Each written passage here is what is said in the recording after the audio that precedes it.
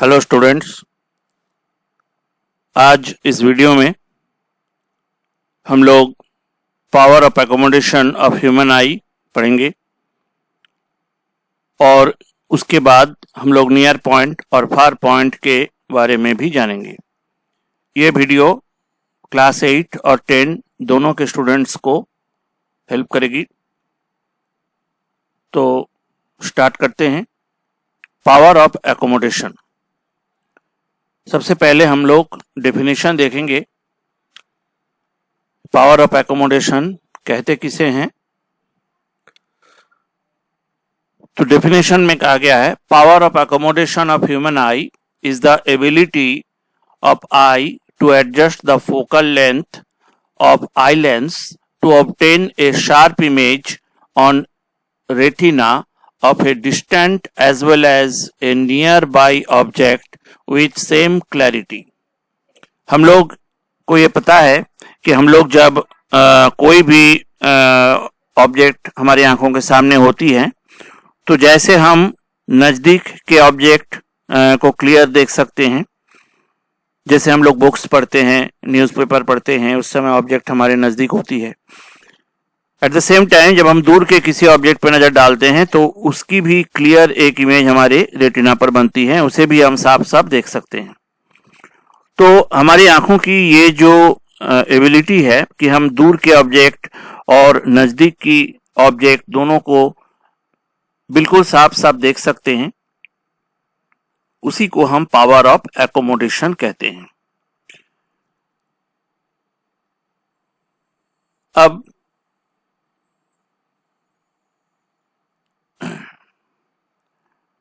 कुछ इंफॉर्मेशन यहां पर। As we know that inside our eye the distance between the eye lens and retina is fixed. Retina और eye lens, इस दोनों के बीच की जो डिस्टेंस है ये कभी चेंज नहीं हो सकती, ये फिक्स्ड है। तो अगर ऑब्जेक्ट हमारी आंखों के नजदीक है या आंखों से दूर है तो चेंज कौन सी डिस्टेंस होगी? तो लेंस कैसे उसको हर एक बार रेटिना पर ही फोकस करेगा? तो उसके लिए लेंस को अपनी फोकल लेंथ को चेंज करना पड़ेगा। तो वो इंफॉर्मेशन दी गई है। So when we see a distant object the focal length of the eye lens increases. अगर हमारे आंखों से कोई ऑब्जेक्ट दूर में है तो उस समय हमारी आंखों की लेंस की जो फोकल लेंथ है वो बढ़ जाती, इंक्रीज हो जाती। And A sharp image is formed on the retina, और रेटिना पर एक शार्प इमेज यानी बिल्कुल साफ इमेज बनती है।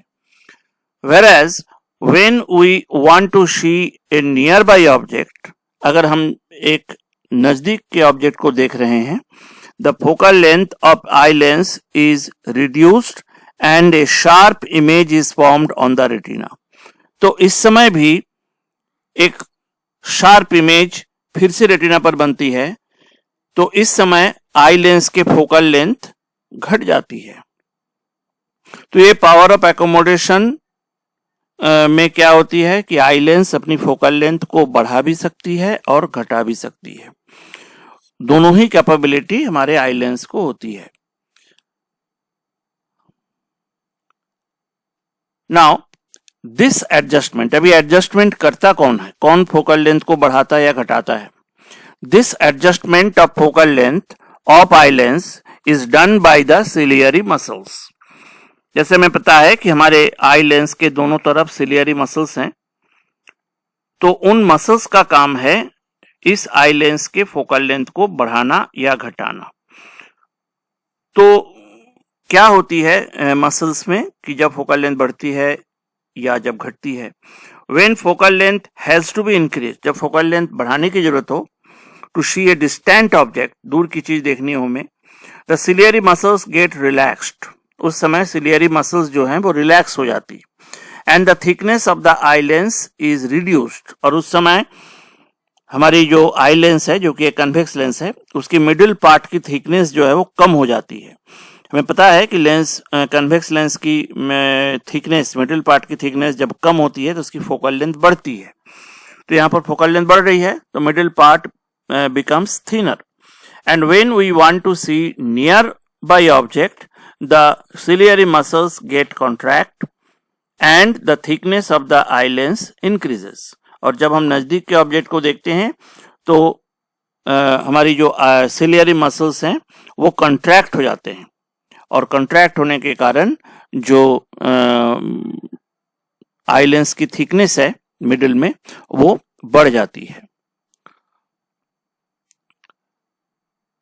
अब इस डायग्राम से हम लोग समझेंगे कि जब हमारे आंखों से दूर एक ऑब्जेक्ट है, ऑब्जेक्ट इज एट इंफिनिटी, इस फिगर में हम लोग देख रहे हैं कि ऑब्जेक्ट दूर पे है तो किस तरह से इमेज बन रही है।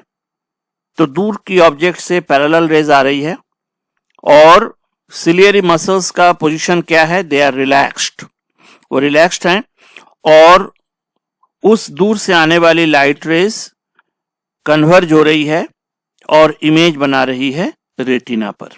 तो ये डायग्राम हमें क्या दिखा रही है, ये डायग्राम हमें दिखा रही है कि पावर ऑफ एकोमोडेशन में जब हम दूर के ऑब्जेक्ट को देखते हैं तो हमारी आंखों की लेंस की पोजीशन कैसी होती है और किस तरह से डिस्टेंट ऑब्जेक्ट की इमेज रेटिना पर बनती है। नेक्स्ट इमेज में हम लोग देख रहे हैं कि नियर बाई ऑब्जेक्ट, अब ऑब्जेक्ट जो हमारी आंखों से नजदीक है तो उस समय इमेज कैसे बन रही है। तो नजदीक से जो लाइट रे आ रही है तो उस समय आई लेंस की जो पोजीशन है वो कंट्रैक्ट, मतलब सिलियरी मसल्स जो है वो कंट्रैक्ट हो गई है और आई लेंस की थिकनेस जो है वो बढ़ गई है और फिर से लाइट का रिफ्रैक्शन हो रही है और इमेज फिर से उसी रेटिना पर बन रही है। तो आई लेंस और रेटिना के बीच की डिस्टेंस पहले भी जो था अभी भी वही है, लेकिन चेंज यहां पर हो रही है फोकल लेंथ की।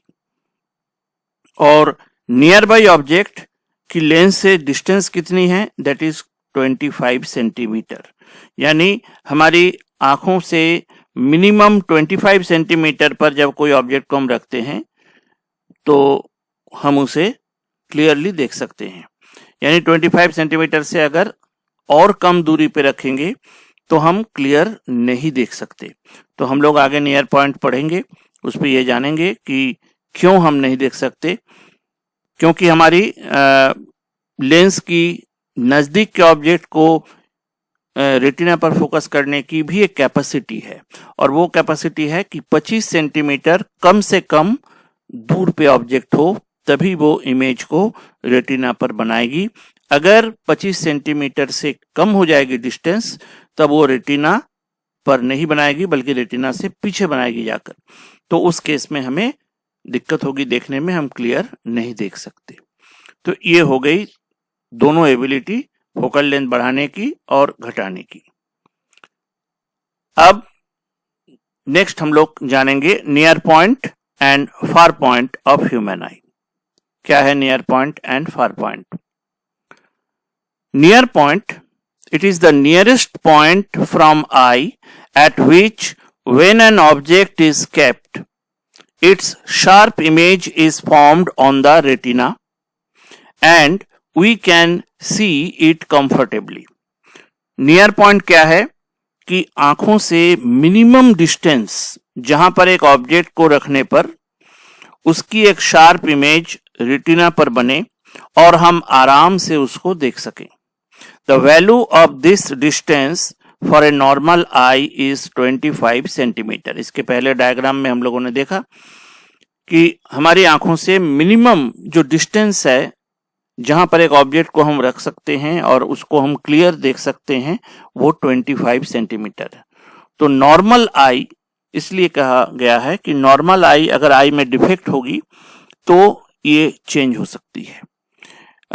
तो नॉर्मल आई के लिए यानी जिसमें कोई डिफेक्ट ना हो, ये नियर पॉइंट जो होती है वो 25 सेंटीमीटर का होता है। नेक्स्ट है फार पॉइंट। फार पॉइंट क्या है? It is the maximum distance of an object from the I eight which when an object is kept A sharp image is formed on the retina. ये हमारी आंखों से maximum distance पर जब कोई object को रखी जाती है तो उसे हम साफ देख सकते हैं, यानी उसकी एक शार्प इमेज हमारी रेटिना पर बनती है। तो इसकी अगर हमारी आंख नॉर्मल है, फिर से कोई डिफेक्ट ना हो, तो इस डिस्टेंस की कोई लिमिट नहीं है। For a normal I the value of far point is infinity. अगर विजिबिलिटी क्लियर हो, यानी कोई फॉग ना हो, कोई धुआं ना हो, डस्ट ना हो, तो हम इन्फिनाइट डिस्टेंस तक के ऑब्जेक्ट को देख सकते हैं। तो ये मैक्सिमम डिस्टेंस जहां पर किसी ऑब्जेक्ट को हम देख सकते हैं वो कहलाती है फार पॉइंट। तो ये हो गई near point and far point.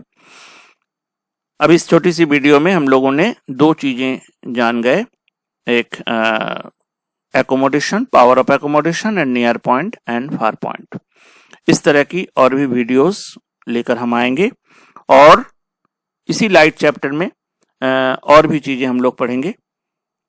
और फिर से एक रिक्वेस्ट है कि इस वीडियो को ज़्यादा से ज़्यादा शेयर करें और इसे सब्सक्राइब करें।